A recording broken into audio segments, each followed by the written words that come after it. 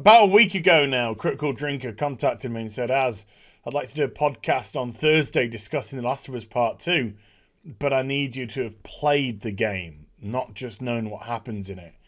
Could you do that? So, I really wanted to do the podcast with Critical Drinker, and I agreed. And I played through all of The Last of Us Part 2, and it took me approximately 22 hours. So I guess I can actually say with authority now, here is my complete review of The Last of Us Part 2.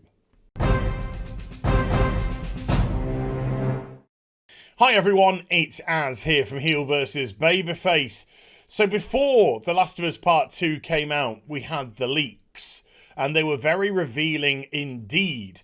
And they were correct, bar the fact that we might not have known the exact fate of a character here or there. The story beats were absolutely spot on. So we had Neil Cuckman and Troy Baker both come out and say, hey, do you think a couple of leaks, a couple of screenshots here or there really tells you the true story? No. This is a game you have to play. This is a game you have to experience. Well, now, of course, because of the Critical Drinker, I have experienced the whole of the game, and it did take me approximately 22 odd hours to play. Not only that, Jedi Master members on my channel are getting the playthrough hour by hour, day by day, so they can actually see the full context of me playing the game in real time as well. So, which one got it right? Was it the mainstream reviewers with their 5 out of 5 stars and 10 out of 10 masterpieces? Or was it the people that review bombed The Last of Us Part 2 based on the leaks that came out and the treatment of the characters from those said leaks? Well, the simple fact of the matter is, The Last of Us Part 2 is an absolute mess of a game.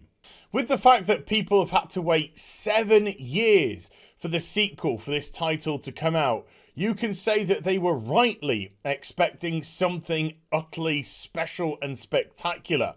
The Last of Us, the original game, to me, was that. It was a masterpiece. It was a phenomenal story that made me connect with two people, Joel and Ellie, the likes of which I don't think I have in a video game. I felt their journey, I felt their relationship developing, and I felt all the trials and tribulations that they went through with bated breath. And I was so desperate for them to get out the other side intact. And what did we have? We did have that little subversion at the end, where Joel sacrificed everyone to save Ellie, because of the relationship that he had developed. The daughter that he had lost on the outbreak day, he saw in Ellie. He saw her as his daughter. And that was such a beautiful thing. And then the ambiguous ending, of course, was Ellie probably knowing what Joel had done. But because of their journey, because of their relationship, because they had built up this father-daughter bond, decided to remain silent. The Last of Us Part 2, however, seems to do away with all of that. Ellie is ignorant as regards to what truly happened at the hospital and Joel saving her. She seems to have swallowed the lie that he fed her all those years ago, and in a series of flashbacks throughout the game, comes to the realization that she was actually saved by Joel, and she was meant to die on that table in an effort to find a cure for the disease. She rejects Joel, but will go back to Jackson with him. But the relationship for however long, I think about a year or so, has been really damaged. And it's not a good way, really, to have these two characters.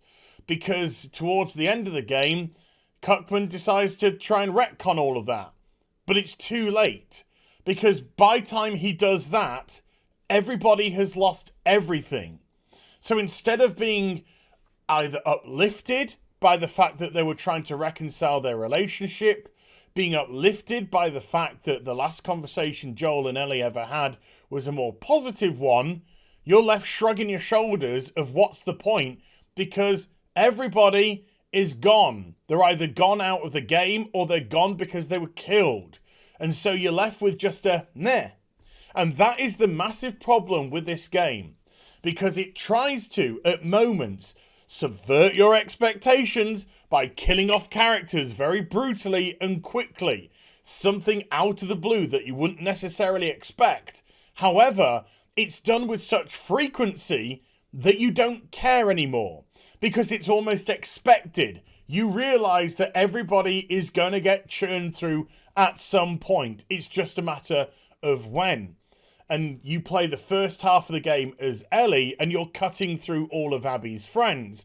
And then at the second half of the game, when you're playing Abby, you know the result of what's going to happen with these friends, but the game tries to make you like them. And it can't. Why? Because there's two sets of the same characters in this game. You start off the game as Abby, as she's on the hunt for Joel. She's with a group of friends that she's dragged along with her, but you only see her and Owen interact for the most part until they're separated and Abby is left on her own. Abby is not a likable character, particularly at the beginning of the game. She's morose, she's miserable, like 99% of the characters in this game.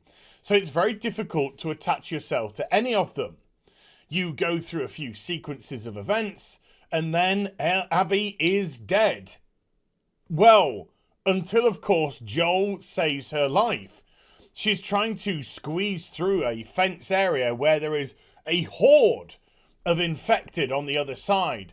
The chain fence starts to come down. One of them pins Abby to the ground. It's literally a matter of seconds until they all come flooding through. She is dead. But Joel and Tommy come along and they grab her and they save her life. They drag her into a safer area, and then you have to work out a very simple puzzle horde mode, and you fight off the infected while they move a tram or some sort of object so you can leap out the window and get away. During this time, of course, Tommy's helping you fight, Joel's helping you fight, so they are saving you time and time again as you are fighting them away. You then get to the lodge where Abby and her friends are there, where Tommy introduces himself as Tommy and his brother Joel. Coincidence. The very person that they're looking for, they stumbled across.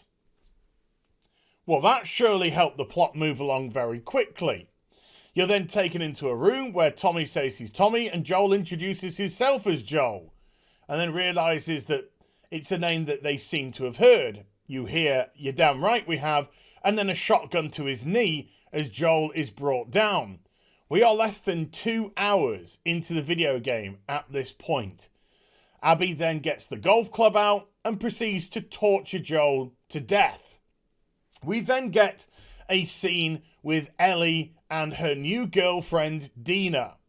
When I say new girlfriend, this is a weird one, because a week earlier, Dina was actually dating a guy called Jesse, and Jesse's actually got her pregnant, but we'll get to that a bit later on. But then they split up, and a week later, they're dancing in a barn for an event for Jackson, and Ellie and Dina dance and they kiss. You've seen it in the trailers. Then they're dating. Then they are the world's greatest couple, the love which has known no bounds. They're Clark and Lois. They're Bruce and Selena. They're Tarzan and Jane. It's just complete and utterly out of the blue. There's been no development with this character. There's been no relationship built up. And Dina kind of comes across as, well, clingy. I could say other words which wouldn't be so kind. But they're also on patrol at the very time that Joel is having his head smashed in with a golf club. And while the weather gets a little bit precarious, the snow starts pouring down, they find themselves a nice little cubby hole to hold up in. And guess what? It's full of dope. Wonderful. So they just start spliffing themselves into the next world and talking about their kiss from the night before. It's some of the most cringeworthy dialogue that you've ever experienced, and it doesn't sound like two teenage girls, but middle-aged men trying to write it for them as they keep making references to stuff way, way, way before their time, as if it was things that they experienced at that moment. They then get it on together, and Jesse comes in to find out where on earth have they been. And that's when, of course, we realise, when they all start trotting back out, that while they're bonking and smoking dope and coming up with cringe dialogue, Joel's having his head smashed in. If you'd stayed on your patrol, maybe he wouldn't have. But there you go, that's just by the by. Ellie manages to get to the lodge and gets into the door where Joel's being tortured. Too late, pinned down, has his head smashed in by the golf club. The Last of Us Part 2. This is not the beginning that you wanted. And it's not just because Joel got killed. It's the manner in which he got killed. As the game transpires, and we are given the full context, the context, of course, which Cuckman so dearly wanted us to have, you realise that this group of people are kind of operating off a code. Tommy and Ellie are left alive. They were simply there to kill Joel.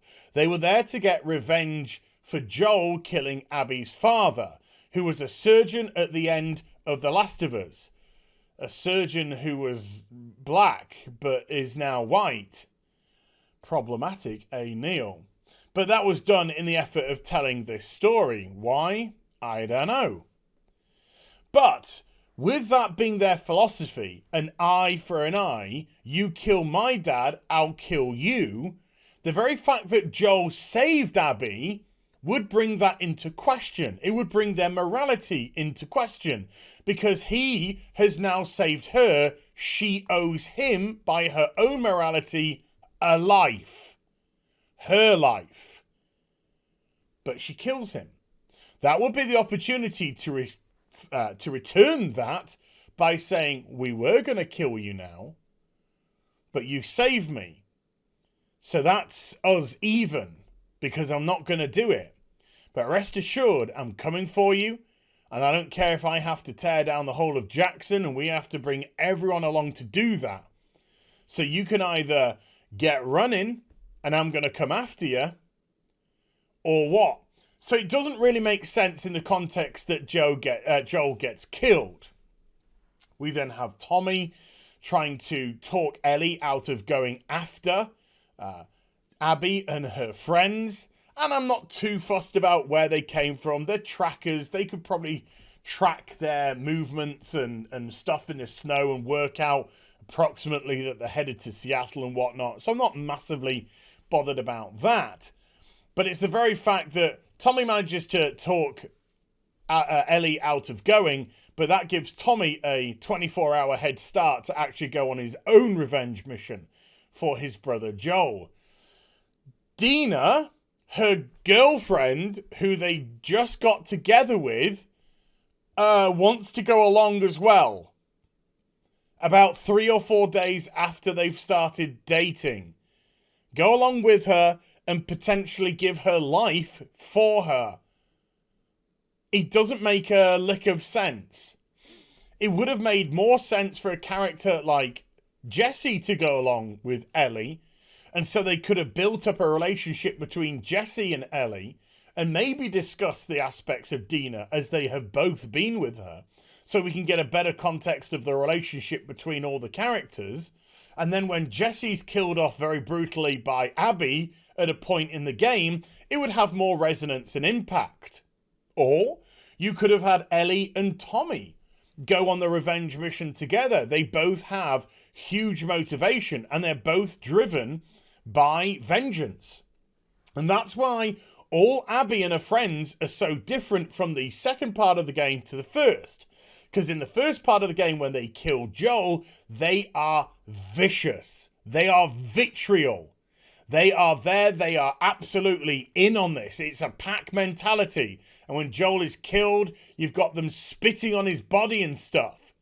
But when you see them the next day or a few days later, when you play them in the second half of the game, they're all lovey-dovey and everything. Abby's not reflecting on what she's done. She has no remorse for what she's done. It's never brought back up of her killing Joel. The only time that it is when she comes into conflict with Ellie. Oh yes, that person whose surrogate father I murdered, she's now coming after me. Go figure. What a surprise. So the whole thing's a bit of a mess in that regard. But you go to Seattle with Dina and Ellie, and you have a very small sort of open world area, and that's that done. After that, it's just tunnel vision through Seattle. Very linear in its progression. Now, the game looks spectacular. There's no taking away from that whatsoever. It is a beautiful looking game. Is it the nicest looking game on the PlayStation 4? Debatable. Final Fantasy VII Remake is something special as well as regards to graphics. So it's there or thereabouts for sure. But it is beautiful. It does look very beautiful. The gameplay, the gunplay, and all that stuff, it's fine. It's good for the most part. Sometimes it can feel clunky and sometimes it can just work. And you actually do feel as if you could get into the combat system. So I wouldn't say too many critical things at all about that. It's everything to do with the story and it's everything to do with the characters. We have this hilarious point when they have Dina and Ellie survived a huge attack by clickers in the subway of Seattle. They're literally running upstairs and around corners because it's like a Keystone Cops moment. And Ellie loses her mask. Her mask gets damaged in the process. And Dina is absolutely horrified because she knows that she's breathing in spores now and Ellie's dead.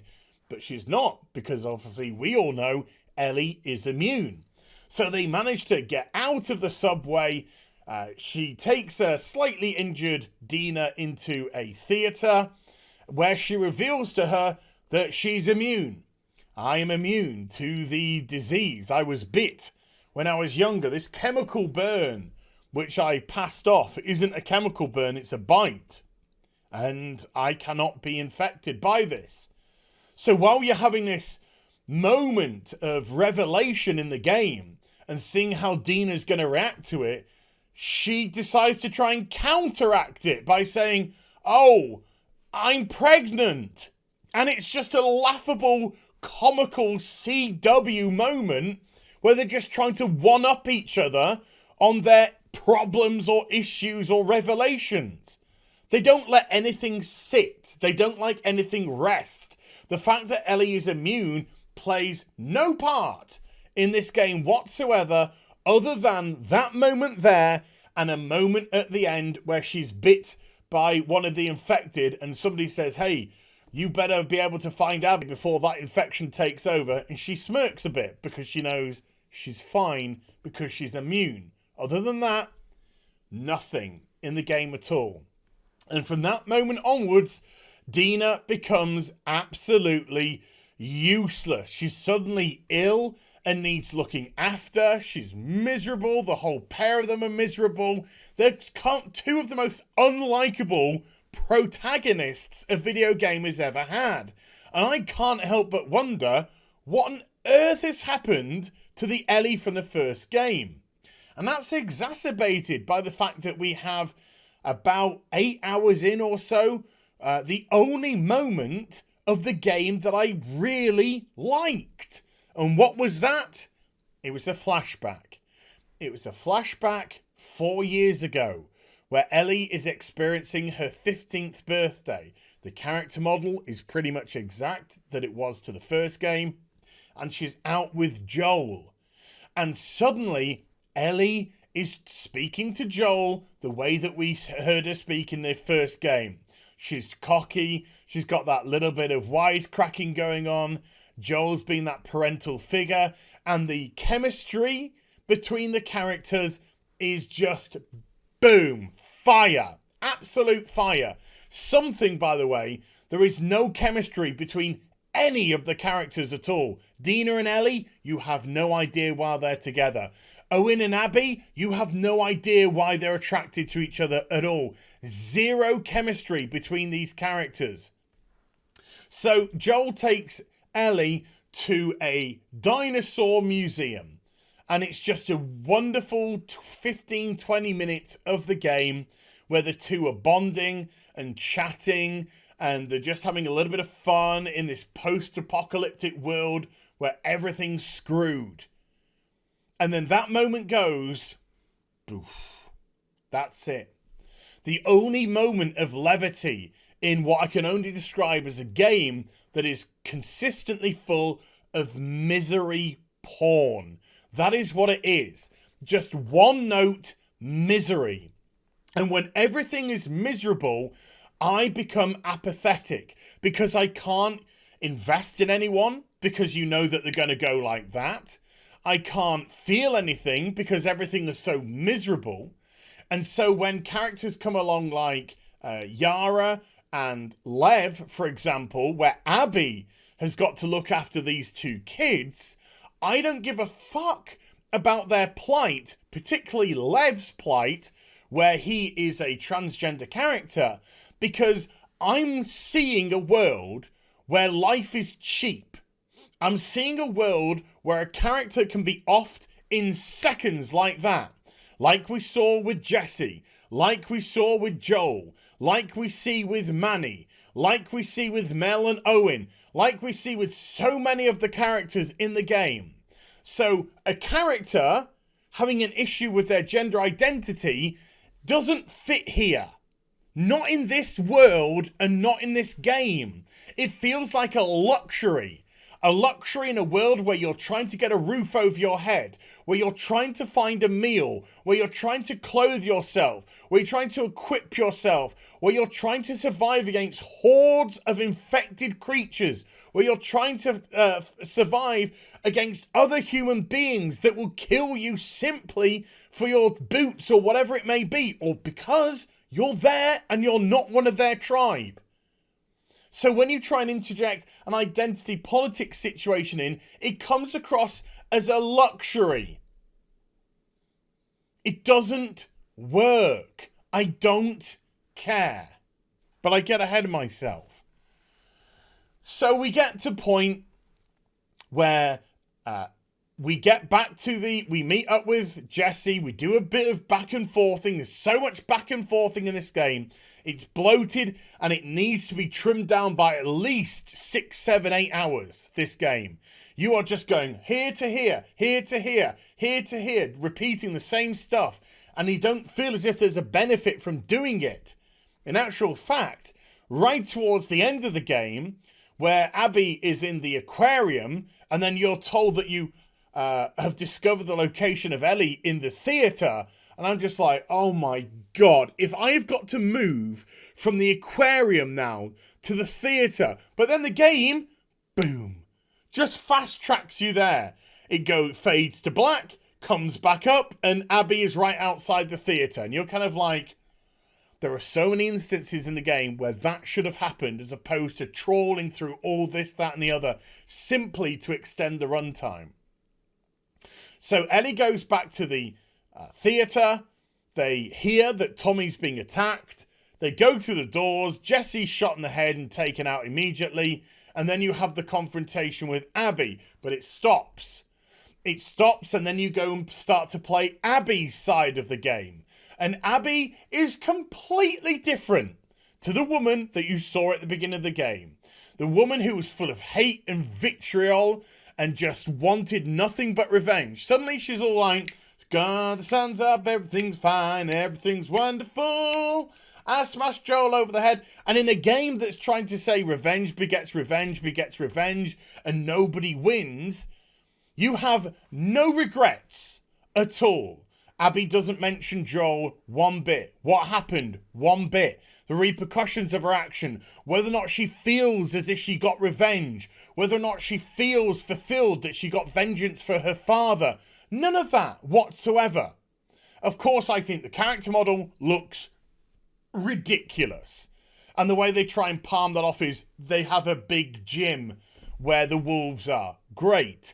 There's a lot more than just exercise and the sheer amount of protein, the amount of sleep they would have to do, and all that kind of stuff. Every regime that would need to be in effect for that body to happen. That's just by the by. And when the character looks so ridiculous, again, it's very difficult to connect with that character. Considering in all the flashbacks, she's just a woman. She's just a girl and a woman that looks like a girl and a woman. And then suddenly we have this Hulk smash. Very silly indeed. Manny, the person who spat on Joel's body, is suddenly like, hey, I'm a Manny. All the girls are liking me. I crush the pussy all the time. I fuck her and I fuck her. And I got a sex den in town where I do my fucking. Oh, Manny's meant to be likable. These levels of manipulation are just so basic and childish. They don't make you connect with the characters. You've seen what these characters can do. And so suddenly it feels as if you're watching completely different characters altogether. They don't match the characters that we saw. The only character which remains relatively consistent throughout the game is Owen. He doesn't seem particularly into the revenge with Joel, and he's not particularly into the fight in the actual real world either. He just wants a quiet life. He just wants to get away from it all. He just wants to live and be happy with somebody. But Abby, no, just do. They take out a massively pregnant woman on a patrol, which is the dumbest thing that you could possibly do. All throughout Abby's storyline, she's shown as heavily pregnant, belly out all the time. Oh, up until the moment when Ellie infiltrates the aquarium, then she's totally covered up because the game's trying to hide the fact she's pregnant from Ellie. Because Ellie's going to stab her in the neck and kill her. Then the coat's going to fold open and she's going to see she's killed the pregnant woman. Oh my God, what are the ramifications of Ellie killing a pregnant woman? None. It's never mentioned again. Sorry? No, it's never mentioned again. Her realizing she's stabbed and murdered a pregnant woman, she does nothing. She's like shocked and horrified.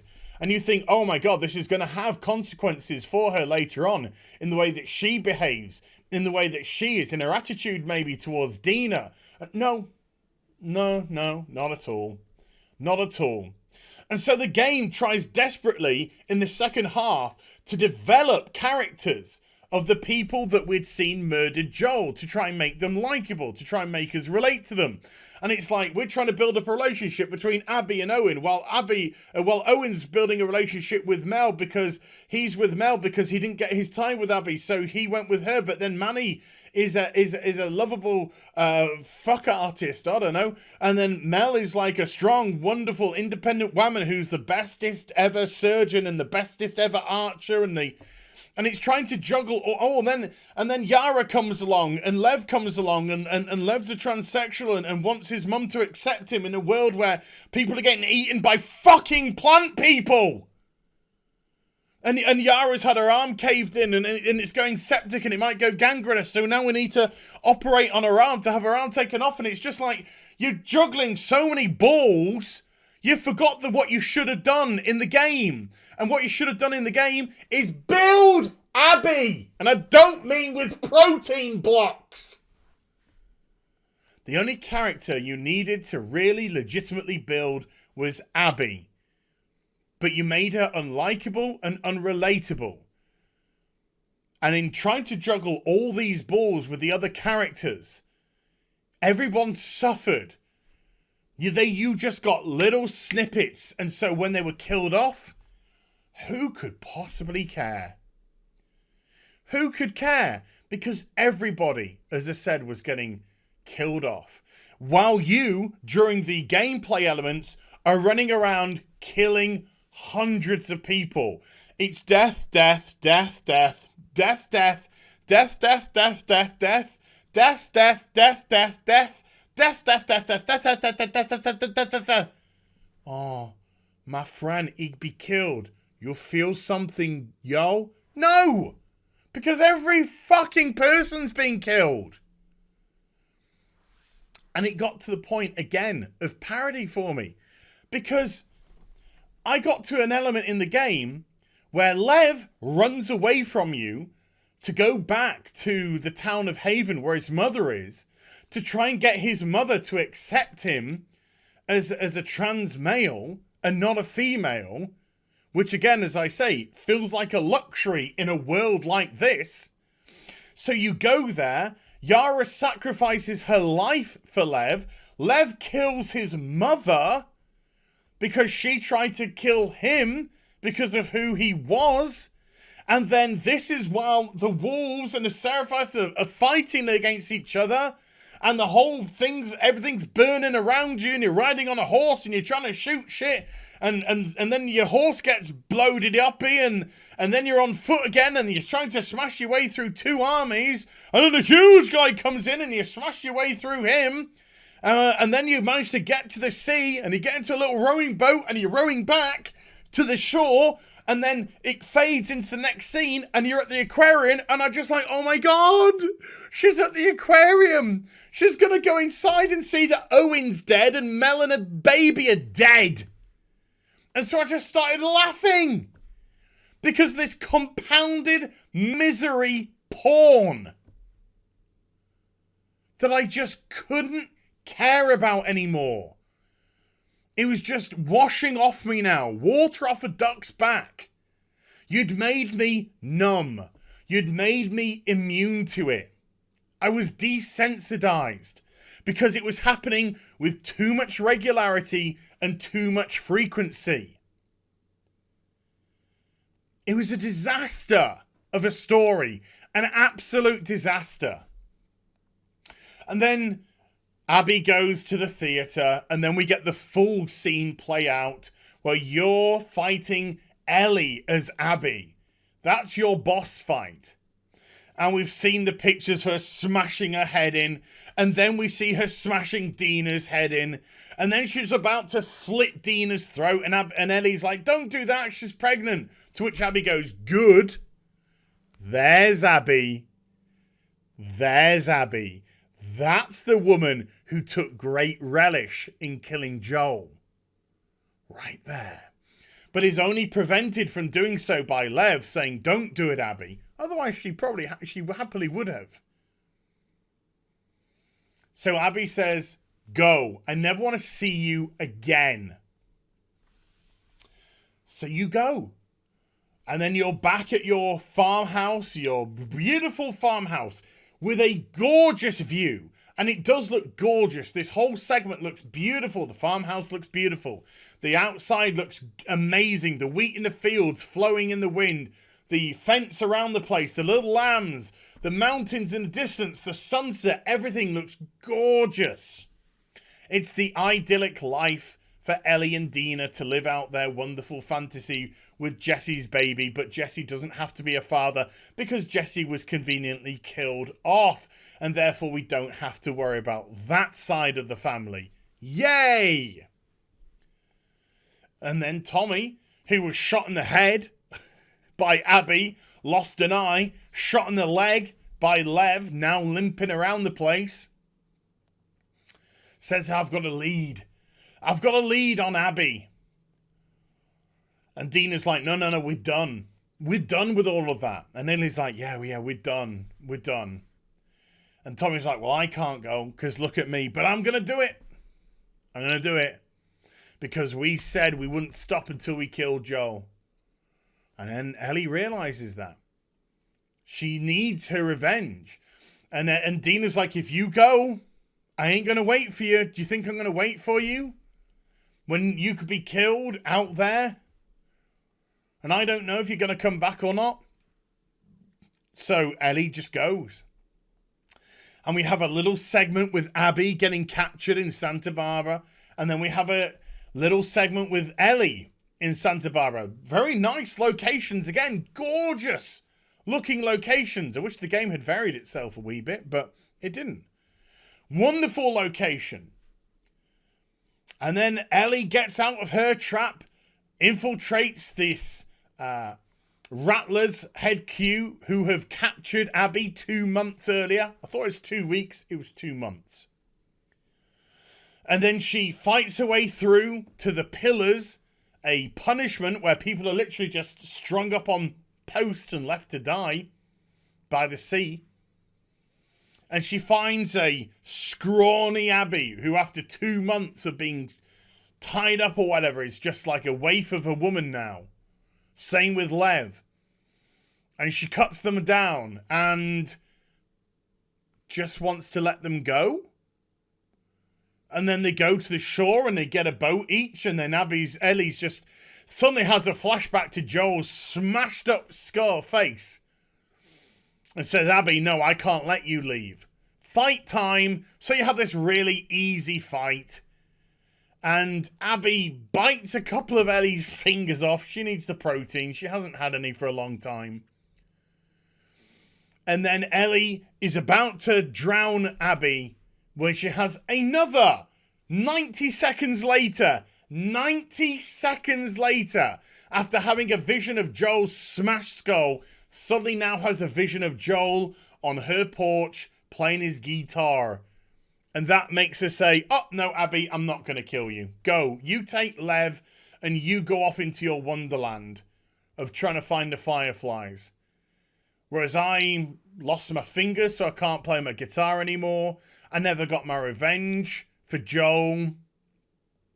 I go back to the farm. Dina's left. It's empty. Everything's gone. Baby's gone.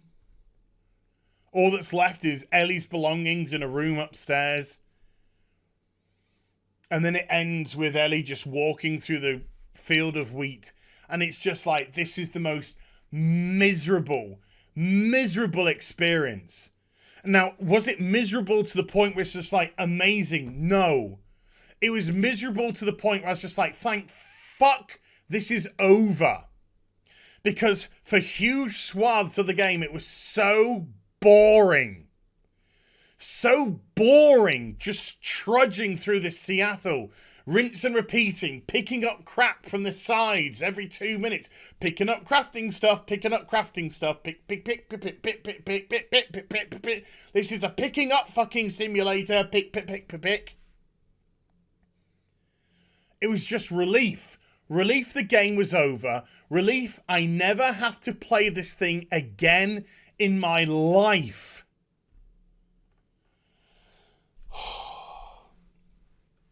So, to conclude, The Last of Us Part 2 looks gorgeous. It plays pretty well. You can get a decent amount of things on the screen at once should you require to. It is a visual spectacular in certain places. It's got great verticality in places as well.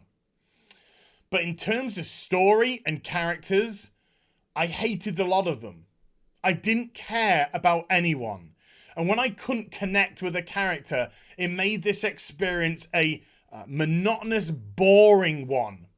The game felt soulless. It felt empty. It felt nihilistic. It just felt... It felt gratuitous. And I couldn't help but think that Cuckman really thinks he's some sort of mastermind of writing. And he's not. Because the manipulations, you kill the dog at the beginning. Later on, you have Abby with the dog, and the dog goes around with you. Oh, I'll build up the relationship with the dog. No, the dog was coming to eat my face. I'm stabbing it in the fucking heart. His manipulations were so basic that they didn't work whatsoever. And so, I give The Last of Us Part 2 a 5 out of 10. It is the epitome of average. Absolutely average. Great style, no substance. Boosh. That's what you get. So there we go, folks. This, I hope, is the last time I will talk about this game. This game has taken up way too much of my life, and it wasn't worth it. It really wasn't worth it. And I'm very much looking forward to playing a game which I'm going to get a great deal of enjoyment out of next. Hope you enjoyed the vid. If you did, do give it a thumbs up and also subscribe to the channel. Follow me on social media and YouTube for live streaming. Links are in the description box down below. And I'll be back with some more stuff very soon. You take care. Bye for now.